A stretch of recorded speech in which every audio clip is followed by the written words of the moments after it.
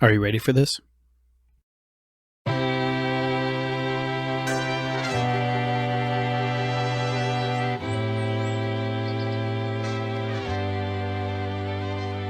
Well, hi there, friends and neighbors. My name is Charles Ray Dawson. I'm the Associate Broker Residential Sales Manager at ProStar Realty. This is the Unnamed Real Estate Podcast, episode 194. And today we're starting the first part of a two-part series of the 2024 elections. Yes, I'm going to the lowest common denominator on YouTube. And no, it's not kitten videos and whatnot or reactions to Lord of the Rings or anything. It is going to be the two candidates for president who matter. I'm not going to go into the little third-party guys. All right. And what their policies are towards real estate and how they will impact home availability and housing availability. So, and as I was planning this out in my head, I realized that this is going to have to be a two-parter. And why does it have to be a two-parter? Because a lot of things in Ray's life is like, I could explain it to you, but it'll take a whiteboard and about 30 minutes of your time. So what we're going to use is we're going to use PowerPoint in 30 minutes of your time. And I'm going to get the front work done. So when next week we start breaking down the individual policies, you'll have the framework in mind to be able to see, oh yeah, I see how that plugs in, and I see how that plugs in, and what the hell is that, and why are we talking about this? So this is just how it's going to have to work out, because ultimately both candidates and both campaigns have stated that they recognize that home availability, housing costs is very important to the voter, read the consumer, read you, right? And they are trying to address your issues by say, yeah, I'm going to do this, or I'm going to do this, or however they want to call it out. Now, I'm going to try to be super neutral on this. I've never really tried to make this a political channel, because I follow two lines of thought when it comes to politics and real estate. The first rule of thought is, what is the one thing that Democrats, Republicans, Greens, Communists, everybody together has in common? Everybody loves sleeping underneath a roof when it's raining. All right. The other thing is a quote from Michael Jordan back in the day when he was playing for the Chicago Bulls, and somebody called him out and said, hey, why don't you ever talk about politics? Why don't you ever talk about, this, that, and the other thing? And he looked him right in the eye and said, because even Republicans buy Nikes. All right. So I've always tried to be relatively Switzerland over here. I do not do as good a job as I'd want to, because there is so many things that just, government policies impact housing. Government policies impact housings in ways that Ray thinks doesn't work right. And I do tend to get a little heated. So we're going to try to be mellow on this one. I'm not going to do that coping mechanism that the entire world seems to be doing. It's like, oh, just pop a gummy or two, because, hey, I don't care what they say. Pot makes you stupid. Right? Find the person who's sitting there taking a gummy every other night to go to sleep, and you can watch their IQ sort of drop. Right? So, not calling anybody out there, because I just realized at least one of my, or maybe even two. Yeah, I think holy crap, at least 50% of my fan base down there is probably munching on those things at night to go to sleep. So hopefully, not calling you out or anything like that, but do not pop a gummy before watching this, all right? Let's just do that. We're going to be doing a lot of talking. All right, so let's break it down. All right, housing affordability. All right, housing affordability is ultimately what everybody is talking to on it. Now, I'm going to be talking specifically about owning your home, not necessarily renting a place. All right, but a lot of these things that we're going to cover also on the rental side, right? But housing availability is pretty much where we're at, all right? And I have created a lot of slides. Hope you guys are ready for a slideshow, because we're gonna be going through quite a bit here. Give me just a second. Yeah, that weird little lag's happening again. Sorry, guys. It's going to be screwing me up more than it's going to be screwing me up. Hopefully, when this is done recording, we're not going to see a bunch of big cutouts, right? I was hoping by turning off my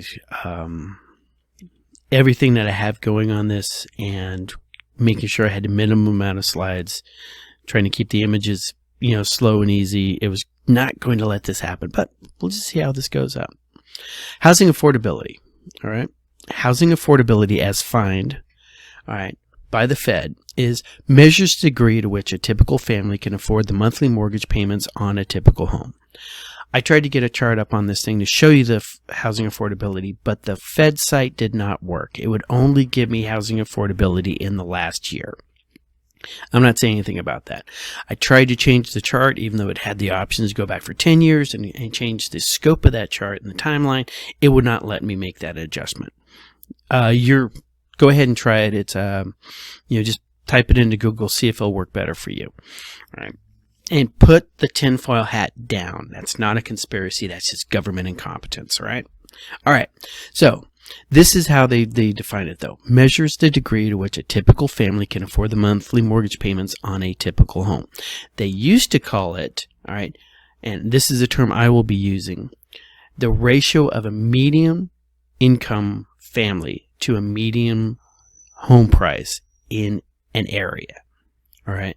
And what they generally do is they use the number 100%. If 100% of the people making median household income, not the average, the median, all right, can buy the median home price in an area, they give it a score of 100, which is balanced. When you see that number go above 100, that means people can actually afford more home because the house prices are lower than that. All right, that's considered a good thing in many cases, but it also can reflect for sellers a declining market and moving into a buyer's market. And on the flip side, if you're looking at a ratio of, let's say, 60, that means that only 60% of the people out there buying can buy a median house. All right, so does that make sense? Let's continue on. All right, so that is ultimately the Fed definition. They only track these two things, income coming in and what your house payment's going to be. I do things a little bit different. All right, and the whole rest of this thing in the part 2 is all going to be based on race theory of home ownership. All right. Yeah. I should be working for the Fed. And what I use is I call the three-legged stool of housing affordability. All right.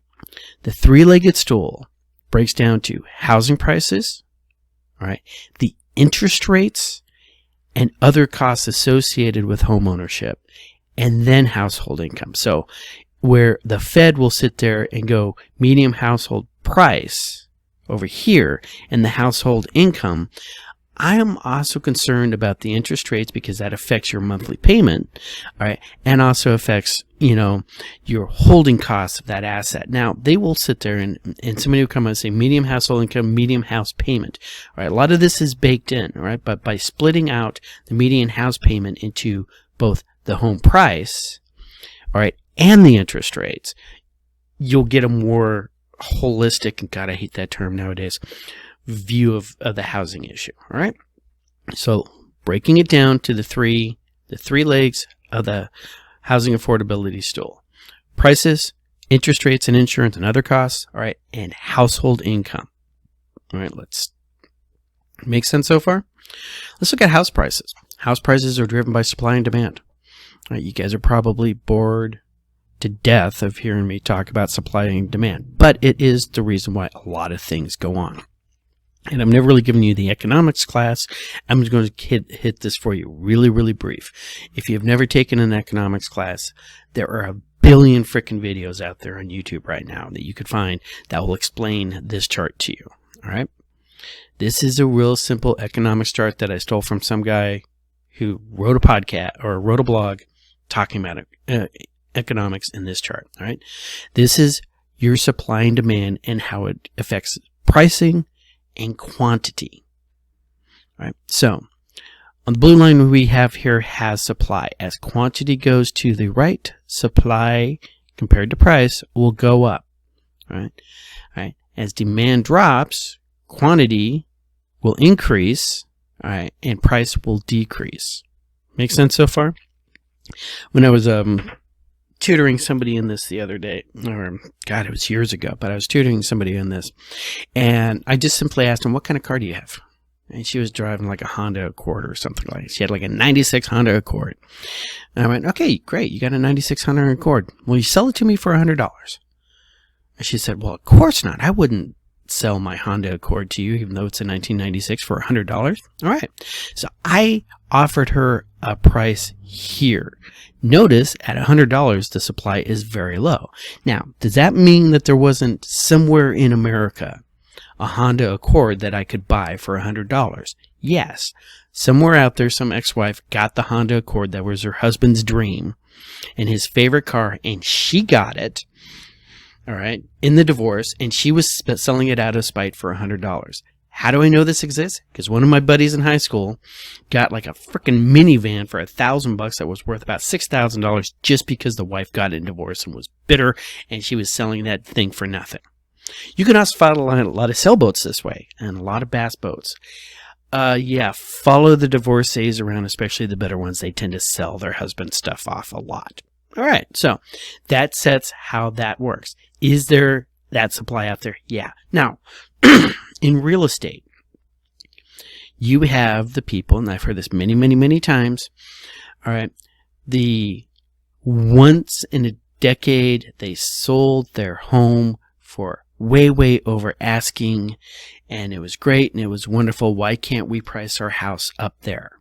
All right. It happened once, and it happened in Indiana, and they sold it to the guy who was, a sudden crypto coin billionaire. All right, because that was his grandparents' house, and he remember having Christmas there 40 years ago, and he wants to have Christmas there again, and he has a whole lot of money. All right, so he could afford to buy that particular house. In this particular case, his demand, the crypto millionaire, was very, very high. He wanted that house, and he'd be willing to pay any price for it. Does this make sense, boys and girls? All right. So, another thing you might want to think along those lines, okay, supply is really high, demand's really low, all right, you're going to have a lot of it sitting on the shelves, all right? If demand is very high, supply is very low, you're going to have very, very high price.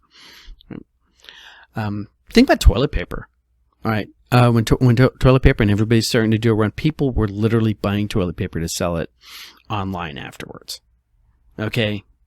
Same thing, demand very high, supply very low, price goes up, all right? Now, this chart right here, this is sort of a more advanced view of it, but it actually shows how increasing supply and increasing demand will affect, all right, quantities and pricing. All right, this is what we're going to be talking about here. So, once again, that's as far as I want to go into this. This is like an hour-and-a-half class, and I'm just trying to give it to you in 5 minutes so you know what's going on. Because when we're talking about supply and demand, what affects supply and what affects demand? All right, supply and demand. These are just a couple things right off on the top of my head. All right, some things that lower the cost of supply is sellers' exit costs. Can the seller sell the house for what it's going to take them to pay off the loan that they still owe about it? We saw this back there during the crash. People could not sell their house because they would have to, basically, they owed more money on it than what it was currently worth on the market. Right, that's where we came up with short sales from. One of the other things that's driving up demand, all right, is it's considered a safe investment by large places like BlackRock and this and that and the other thing. We have these institutional investors coming in and buying up huge tranches of properties, all right, so they can turn around and rent them out. They price people out of the house and then they rent it to them. Not getting into politics on this one. We might discuss this more next week. All right. Other things that affect the supply and demand on this thing, all right, is construction costs. All right. Let's go back one. Okay. While we're talking about supply and demand, are people moving into your area or are they moving out of your area? Right. If people are moving out of your area and your population is going down, that means house costs are going to come down because you're going to have less buyers out there for those houses, right? If you have people moving into an area like we have here in Maricopa, that means demand goes up. Can supply grow at the same time demand is, right? We're starting to run into some constraints when it comes to water and stuff like that. We're running into constraints when it comes into useful land. Right, and we will discuss that more next week because that's one of the things both parties are talking about trying to deal with, right? So, but the house prices themselves, now we're working on the demand side of the curve, all right? Construction costs. How much does it cost to build a house from scratch? All right. Construction costs are made up of a whole bunch of different things. We got to go over that, right? Cost of the land itself. Now, remember, the land's got to be useful and in a useful location. If it's on the side of the mountain and when you drive up to the thing, the whole thing's like this, right? That's not useful land. Is that land being used for something else? That's a best and highest use for it, right? And that's a term that we talk about a lot. Is this the best and highest use of the property, right? If that land is farmland right now and it is growing grapes used for wine, right, in Napa Valley, and an acre of grapes can create this many gallons of wine that can sell for this much, right? The value of that property is now a lot more than that same little patch of land. Well, it wouldn't be the same patch of land, but 150 miles to the east out in the middle of the desert. Right, so land cost itself is really important, and we're going to be seeing this later on when we start talking land prices in downtown Phoenix. Why is a quarter-acre lot in downtown Phoenix worth so much more than a quarter-acre lot out in Surprise? Well, one, downtown Phoenix has a whole lot more going on for it than Surprise. If you want to go see a baseball game, if you want to be close to the airport, if you want to be close to ASU, right? If you want to be close to the Biltmore, if you want to have a different school system, that's the reason why land costs so much, right? Second one on this, right? Now that you've acquired the land, you got to actually find people who can work and build yourself a house. Anybody who knows, me, I like Micro. Micro has been talking about the issues with skilled labor. Right, that we don't have enough of it. You will see this come up an awful lot when we start talking about how are we going to, next week when we start talking about how both parties are advising how we're going to fix this thing. But just having somebody who knows how to nail and plumb and run the electricity and this, that, and the other thing, that is skilled labor, and it is hard to do. Right. Now, you don't necessarily need a college degree to do it, but you do need work experience, and you need to have hand and eye coordination, and you need to have a whole bunch of skill sets they don't teach you in high school. Right. So, labor for construction, huge. Materials. All right. Material costs have gone up across the board for everything that goes into the house, and they will continue to go up. Right. We're talking from the lumber. Where do we get the lumber from? All right, is the lumber coming from the Pacific Northwest in America, or is it coming from Canada? If it's coming from Canada, are we going to slap a tariff on it? All right, if we're not going to slap a tariff on it, what are they going to sell it at? Are we in competition with China? Because they're buying Canadian lumber, right? Materials are huge. Other things that we have is, do we have single source of certain things? There is a company in Texas that does the base paint for a lot of the paints that go on these houses. Every house has paint on it. Well, it came down to that there's one source in Texas that covered the majority of paint, and when the Texas had their power outage, their production plant slowed down and stopped because of lack of power. Now that they have lack of power, those little polymers and stuff that they're making paint out of seized up in the line, so now we have to replace all the lines. That factory went down, paint went through the roof. All right, another issue that happened out there is breaker boxes.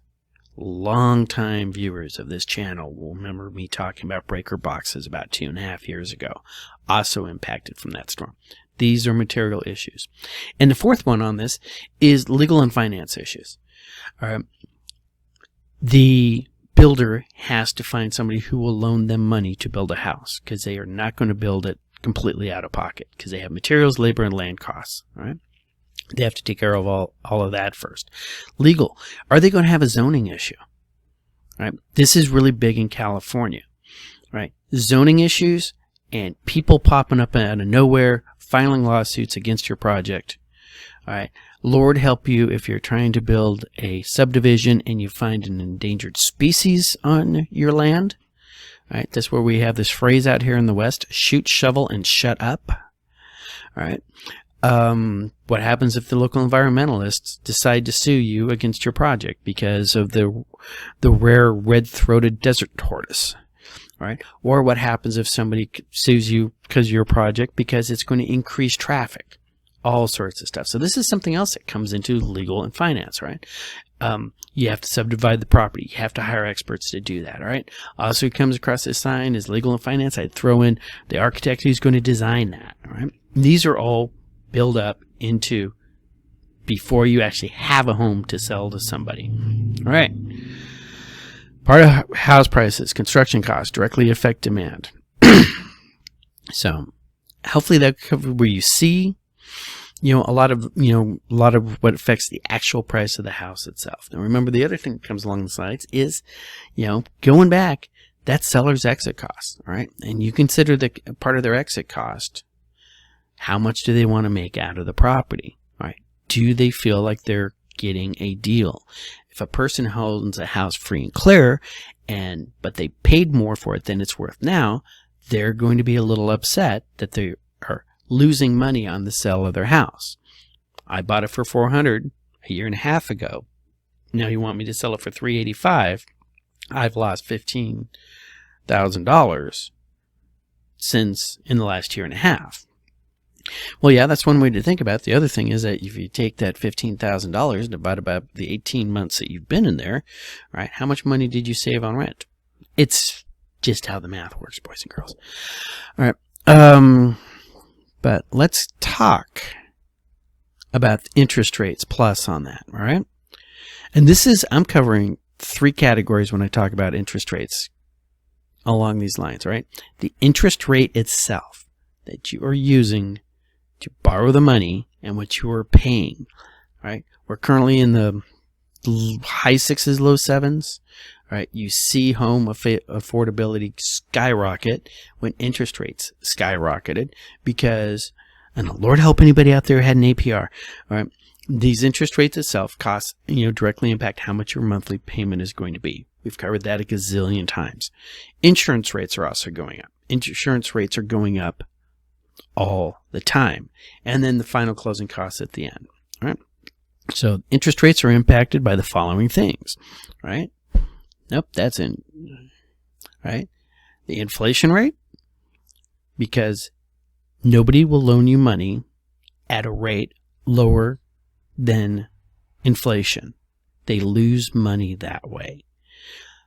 It's nice if you have a low interest rate and a high inflation rate, right? Because then basically you're making money every time you make a mortgage payment, all right? But interest rates track a lot on inflation, all right? And money availability. Remember, somebody's got the money. You need to borrow it from them, all right? They want to put that money somewhere where it will grow, not disappear. If they give it to you at less than inflation, all right, their money's going away. Make sense? All right, this is also tied into the Fed rate. This is the one that gets the most attention, even though it's probably one of the least direct impact on it, all right? That inflation impacts the 10-year Treasury bond. The 10-year Treasury bond is a direct competitor towards mortgage rates, all right? So you see some more tracking there. Fed rate, it's sort of kind of in there, all right? And we do track that more, and Lord knows that gets the most amount of the press. But as we can see with the last Fed rate drop, yeah, Fed rate dropped, but the interest rates didn't.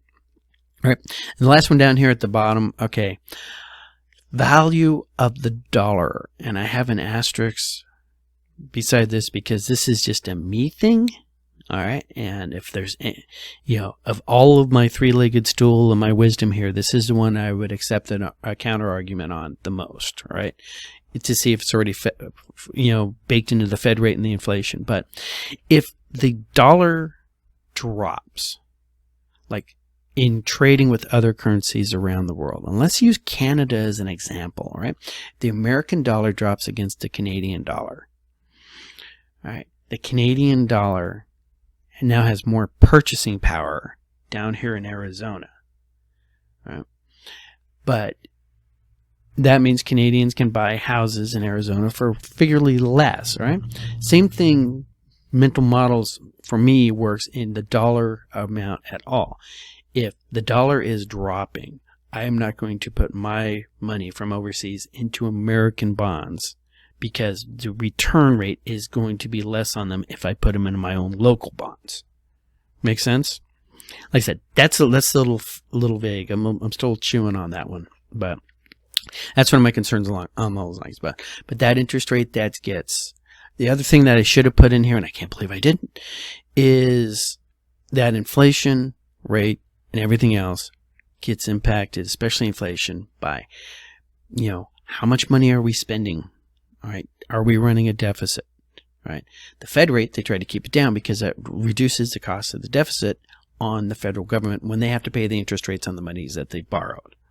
Right. So, and next week when we talk about that, we're going to have to ask the question, which one of these two is more likely to drive up the debt, which will require lowering the value of the dollar, because that's a really tricky way to not have to pay as much. All right. You're putting as many zeros and everything on the check, but it's worth less. All right. All of it. Big bundled ball of mess.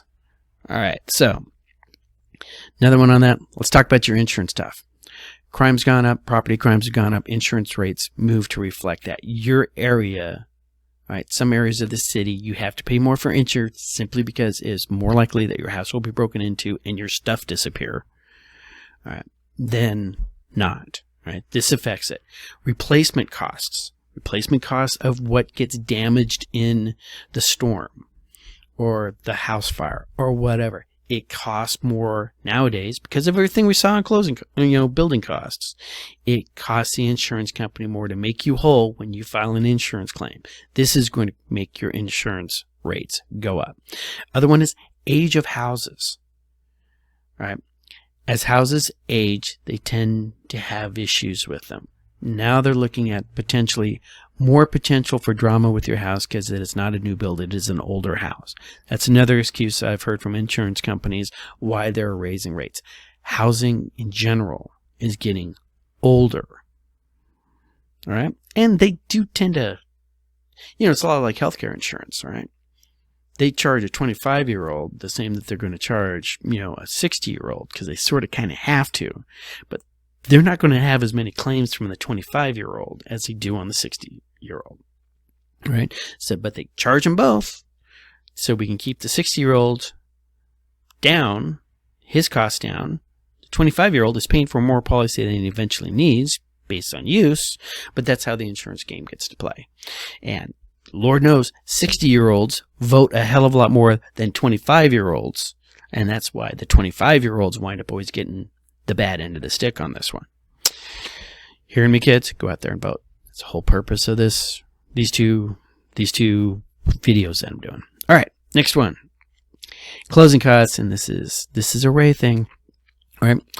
Loan costs, origination costs, everything along those lines. All right, those are also going up because of the inflation rate across the board. It's you can almost say that's part of the inflation. All right, escrow costs, all right, also go up because now some of the escrow claims, because the housings are worth more. Those costs go up, and now, of course, as you know, buyers are potentially on the hook for paying for their own buyer broker, and that cost is going to be directly onto them. All right. So these are everything that we need to come up on that side. Next thing that we have, household income. This is the third leg of the stool. All right. Household income is actually, strangely enough, driven by supply and demand. They're also driven by family structures, which have changed, and overall costs. All right. Remember supply and demand? Think about this in workers and jobs. All right. If you have a whole bunch of workers who are capable of doing the job, okay, that means you have pretty low demand and you're going to be able to get them for cheap. Think school teachers. All right. There's a high supply every year of school teachers leaving college, getting their teaching certificate, and running out to schools to become new school teachers. They burn out pretty quick. All right. But next year, you got another one. And you run her into the hopper, and either she gets shivved by a student in recess, or she burns out, or whatever, and she's gone. All right. And next year, you got another one. All right. It's actually one of the reasons why teachers do not get paid as much as they want to get paid. It's like, because if you leave, we'll just replace you with somebody else. Now, let's take a look on the demand side. you have a neurosurgeon. Not a lot of them in the world, right? And it's also one of those things that's not very elastic, because you don't want to hire the 75th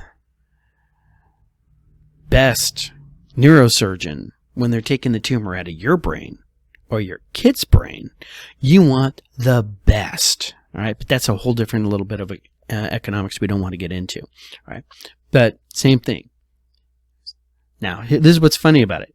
Going to have a low supply on that because there's not that many neurosurgeons out there, because the way to get in, the bar of entry is so incredibly high.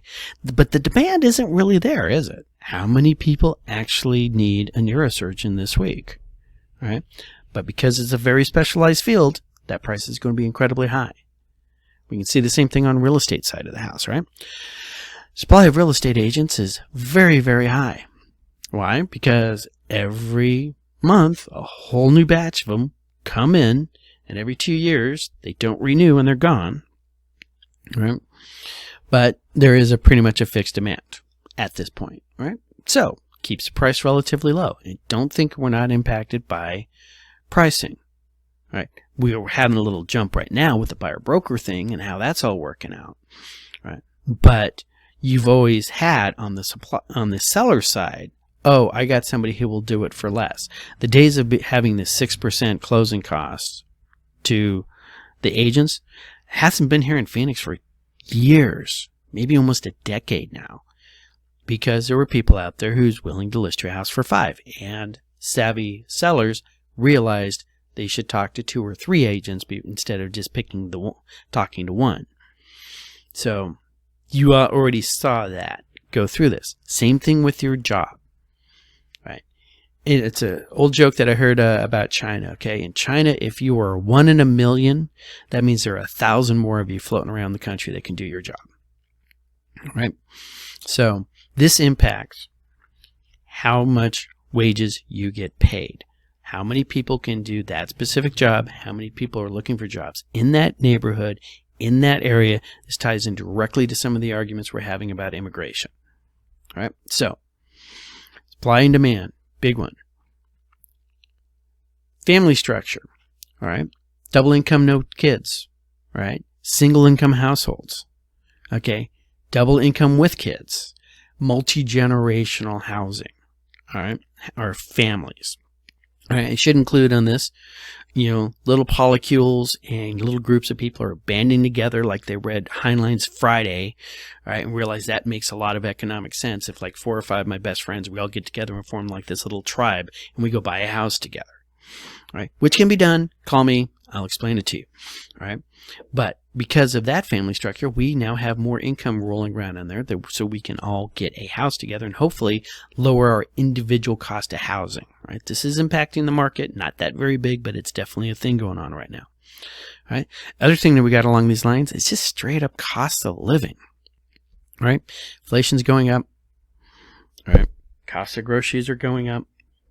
Costs of gasoline are going up. Don't tell me they're lower than they are than they were 2 years ago. That is correct, but they're still higher than they were 4 years ago. All right. And loans. This is, of course, the student loans, all right, and lifestyle costs. Costs more to go to a concert. Costs more to go do anything. What's your life? Costs more for clothing, even though it's this, that, and the other thing. This also affects how much overall income the household has and whether or not they can spend it on housing. All right, so just to roll the whole thing together. All right, this is the 3-legged stool of home affordability. This 3-legged stool of home affordability is the metric that I'm going to use to compare the candidates' proposed policies.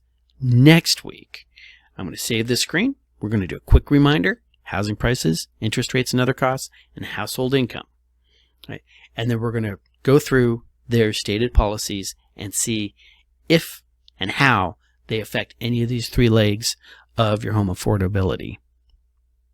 Sound good? All right, let's get the numbers out of the way.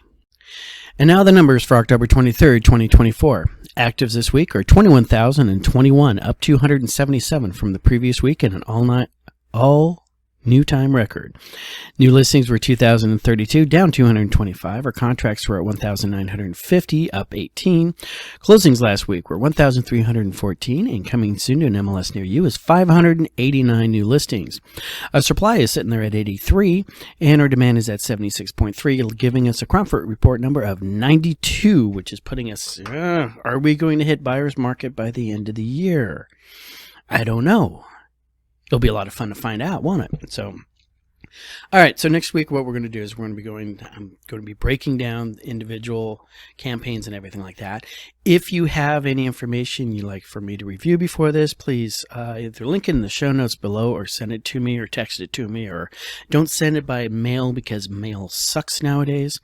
Let's see what else is going on that. And hopefully I can land this bird.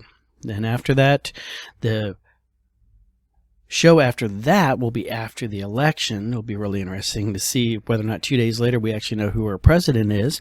For those who don't know, Maricopa County has come up and said it could take them between 10 and 13 days to get everything counted. Which is funny because while I was eating lunch in between these two shots, apparently Taiwan just had their election and they got theirs all in one day. I almost want to look up Google to see what the population of Taiwan is compared to the population of Maricopa County. And why are they so much more efficient? I'm not saying anything about Asians being better at math. Think it over, guys. So, anyway, what else? Don't have any really national news, don't have any really local news except for what's going on and everything like that. So let's just take it from the top, okay? Sing along with me and follow the bouncing ball. Watch your children and pets around water. Do not drive in anything flooded. Work your circles, all right? Call your mother and let her know that you love her. And you guys have a great weekend.